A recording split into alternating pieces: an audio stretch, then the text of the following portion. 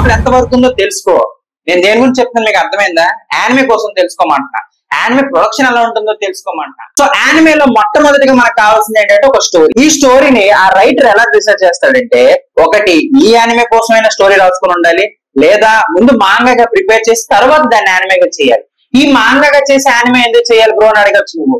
ఎందుకంటే మాంగాగా చేసిన తర్వాత అది కస్టమర్ కి ఎలా వెళ్ళింది, లేకపోతే ఒక వ్యూవర్ కి ఎలా అనిపించింది అనే దాని మీద డిసైడ్ అయ్యి తర్వాత దాన్ని యానిమేగా చేయొచ్చా లేదా డిసైడ్ చేసుకుని యానిమే చేస్తారు. సో ఇప్పుడు అందరూ ఫాలో అవుతుంది ఇదే ట్రెండ్.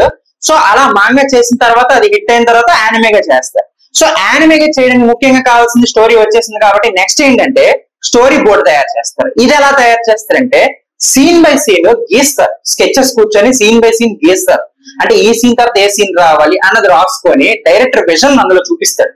సో ఇదైన తర్వాత దాని నెక్స్ట్ స్టెప్ లోనే క్యారెక్టర్ ని డిసైడ్ చేసుకుంటారు. అంటే ఒక హీరో, ఒక విలన్, ఒక సైడ్ క్యారెక్టర్స్, వాళ్ళ లుక్ ఎలా ఉండాలి, యానిమేలో వాళ్ళ బిహేవియర్ ఎలా ఉండబోతుంది, లేకపోతే వాళ్ళ హెయిర్ స్టైల్స్, నెక్స్ట్ వాళ్ళ క్లాత్స్ ఎలా ఉండాలి, ఇవన్నీ కూడా ఇందులోకే వస్తాయి. ప్రతి ఒక్కటి డిజైన్ చేసుకుంటారు.